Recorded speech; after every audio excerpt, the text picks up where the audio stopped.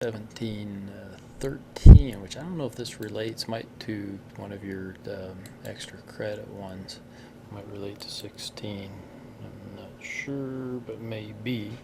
Yeah, because it says compute the real income, so this would work for that. It doesn't really fit for 14. I'll try to talk a little bit about 14, but here we're looking at, if we read about it, it talks about we're talking about real income gains here, and you'll hear that term sometimes. What was the real increase in government spending, or what was the real wage gains, and those types of things. And that's kind of what we're looking at here. So we're saying that a nurse, had a base salary of 19,800 back in this time period.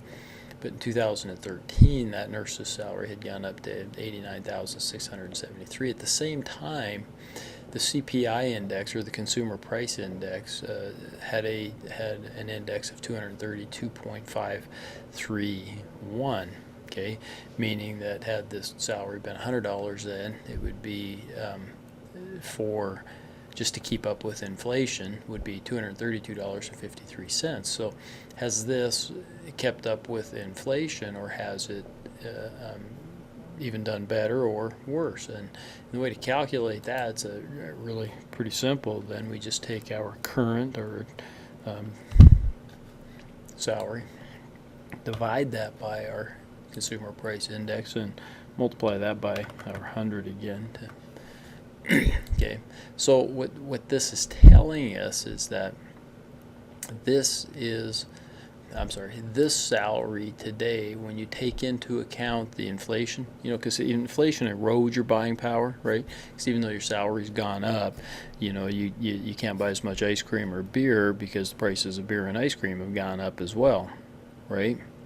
I don't know about other things because I don't ever price other things, but beer and ice cream have certainly gone up. So if I can't buy as much beer and ice cream, but I want to compare then and see what this is, if my purchasing power has actually increased, and it has. It's nearly doubled in real terms. So this is saying that this is more a better comparison of how I've done than this, because this one actually does take into consideration the increasing costs of those commodities and other things that we might buy. Now, for 14, don't make that harder than it is.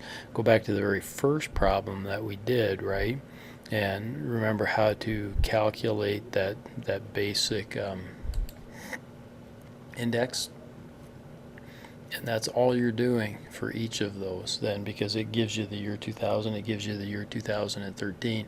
So you're just calculating an index for the two of those, and then simply providing an analysis of that index. Keep it simple, I guess, is my admonition there. And there you have it, 1713.